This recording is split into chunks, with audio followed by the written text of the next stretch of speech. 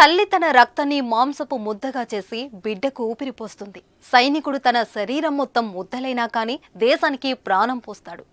తల్లి బిడ్డకు ఊపిరి పోస్తే దేశానికే ఊపిరి పోస్తాడు సైనికుడు. తల్లి తన బిడ్డకు చిన్న గాయమైతే విలవిలలాడిపోతుంది. అలాంటి తల్లి ఆ ఉద్యోగానికి పంపిస్తే ప్రాణాలు పోతాయని తెలుసు. అయినా కానీ దేశ సరిహద్దులకు పంపిస్తుంది. పుట్టిన ఊరును, కన్న తల్లిదండ్రులు, భార్య పిల్లలను వదిలి దేశం కోసం పనిచేస్తారు సైనికులు. తన ప్రాణం కంటే దేశ రక్షణే ప్రధాన లక్ష్యంగా ఎముకలు కురికే చలిలో సైతం తన ప్రాణాలను అడ్డుగా పెట్టి దేశ సరిహద్దులో కాపలా కాస్తారు. బుల్లెట్ల ముందు తన ప్రాణాన్ని ఆనందంగా, ఒంట్లో ఎలాంటి బెరుకు లేకుండా ఫనంగా పెట్టే ఒకే ఒక్క వ్యక్తి సైనికుడు. గజం కేవలం 23,000 రూపాయలతో 165 గజాల భూమి కేవలం 38 లక్షలు మాత్రమే. ఇలాంటి మహోన్నత వ్యక్తిని దేశానికిచ్చిన ఆ తల్లికి ఏం చేసినా తక్కువే అవుతుంది.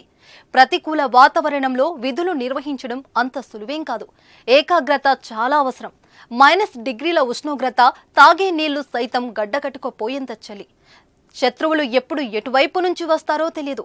అనుక్షణం కనురెప్ప వాల్చకుండా దేశ సరిహద్దులో కాపలా కాస్తారు సైనికులు. సరిహద్దులో దేశ రక్షణ కోసం ప్రాణాలను సైతం లెక్క చేయకుండా మన కోసం పోరాడుతున్న సైనికుల పరిస్థితి ఇది. ఇలా కొన్ని నెలలు, సంవత్సరాల పాటు విధులు నిర్వహిస్తూ దేశానికి సేవ చేస్తారు. ఇలాంటి ఓ సైనికుడు చాలా రోజుల తర్వాత పుట్టిన ఊరికి వచ్చాడు.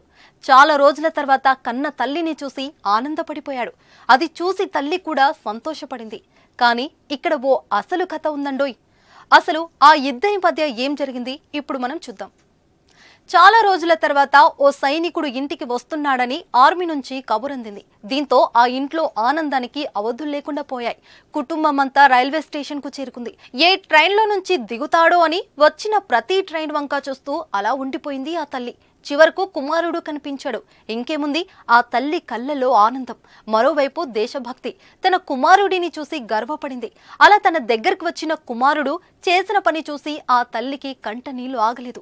సాధారణంగా సైనికులు దేశ రాష్ట్రపతి, ప్రధాని, ఆయా శాఖల్లోని ఉన్నతాధికారులకు సైనిక గౌరవ వందనం చేస్తారు.